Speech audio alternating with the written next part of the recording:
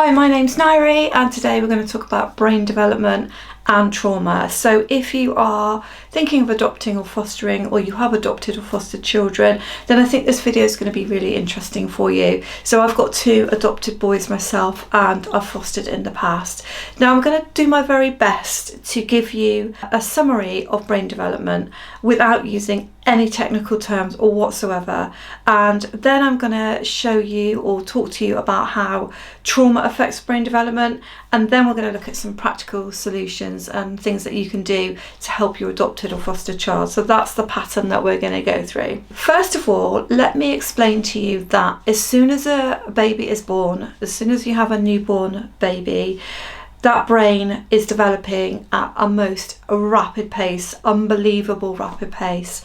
And within the first year of development, the brain has doubled in size. So you can see how crucial it's going to be for the first 5 years of brain development to put as many positive things in as possible.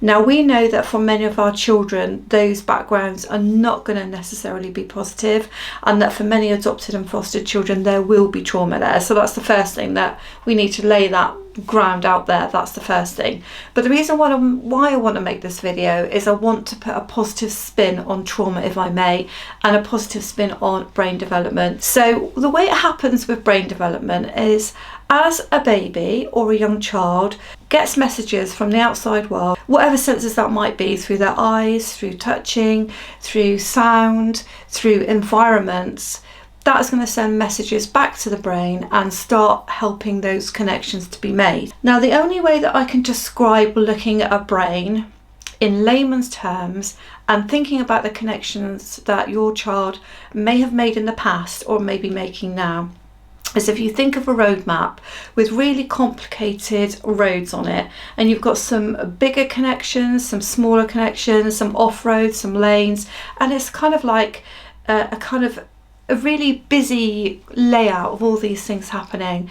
And the brain's a bit like that. It's making connections between each piece of information, and then if you imagine that there's some stop junctions in between those connections, so think about them being little villages or towns or cities, they're joining up those connections. So in the past, as your adopted or fostered child's been in an environment that's possibly not been as positive and has produced trauma for whatever reason. I mean, the trauma might simply be that they've been taken away from their family. It's not necessarily neglect and abuse we're talking about, but often it is. So that baby, as soon as it's born, is making connections, the brain is piecing together information all the time and connecting ideas. And if you think of those little villages or towns or cities being the concepts that they're producing in their mind, then you will see that concepts are joined by pathways. Imagine with a child who's developing that they are trying to form basic concepts, and then as they get a little bit older, a little bit more abstract concepts. So let's take a basic concept, for example, a dog. They're learning what a dog is. So the concept that they're building on is a dog. But to begin with, anything with 4 legs and fur is a dog. So for a young child then, to start with, a dog isn't really a dog. It could be a cat, it could be a raccoon, it could be a lemur, anything with 4 legs and fur.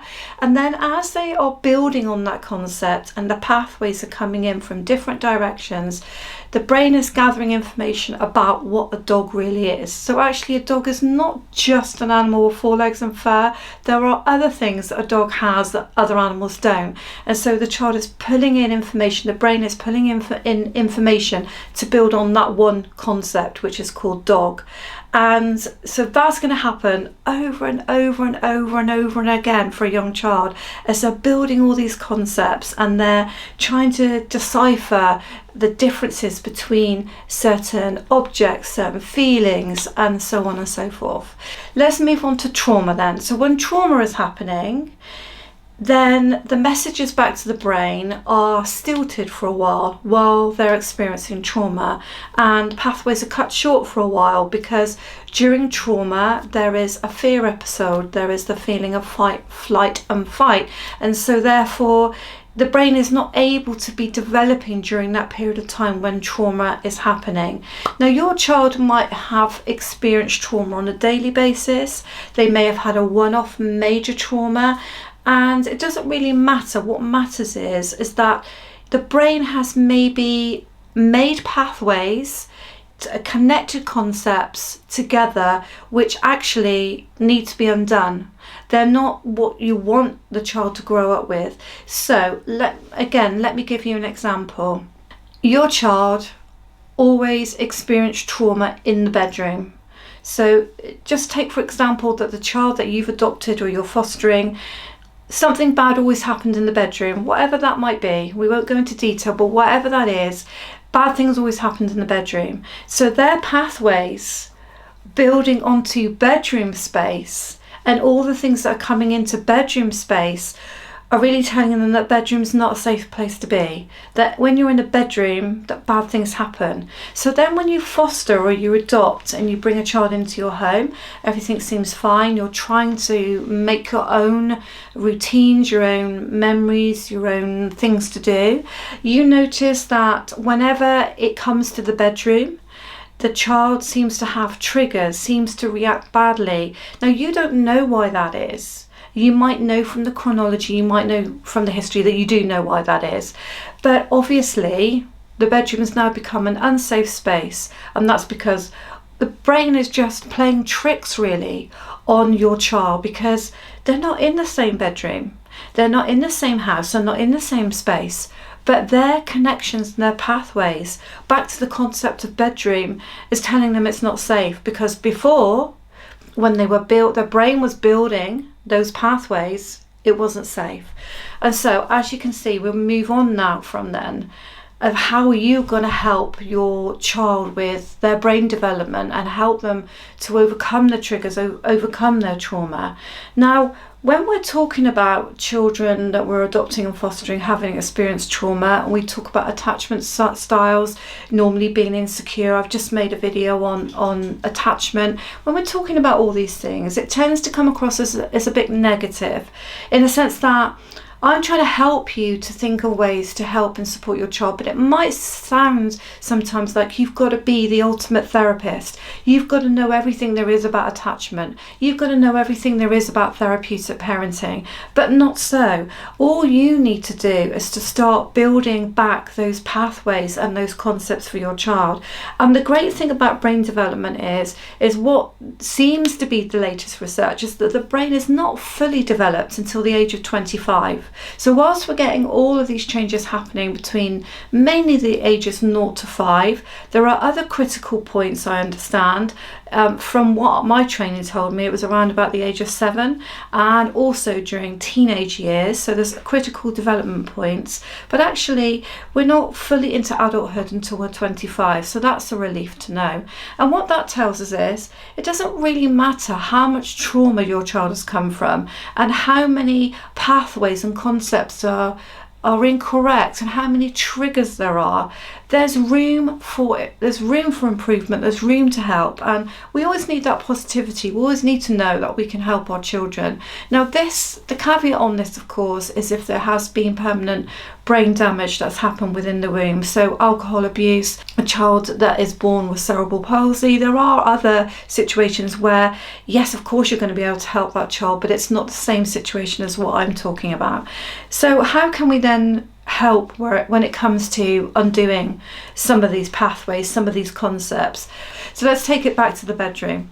You would have really great things that happen in the bedroom. You would have really great experiences that they can have, and you would then put yourself in a situation where you spend more time in the bedroom with them to show them that it is a safe space, and that as an adult and as a parent you're not going to hurt, and actually they can have great play experiences in the bedroom. It doesn't always have to be that something bad happens in the bedroom and all the great playing and time and fun together is going to happen somewhere else.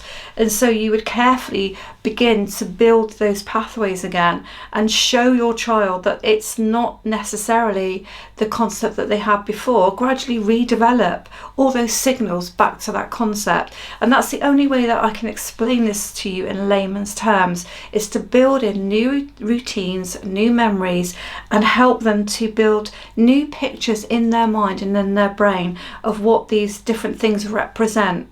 And the brain is a living organism is always developing. There's always the chance to build attachment into something that looks different. There's always a chance to rebuild those concepts and pathways to help your child overcome a lot of their triggers and trauma. And I hope that's a positive outlook for you if you're adopting and fostering. And I hope that if you've not found me before, that you will check out my channel with playlists on therapeutic parenting, adoption, bonding, adoption and parenting, list of things you need when you adopt a child, foster a child. There's so much on there, so please check it out, and I'll see you on my channel. Thank you.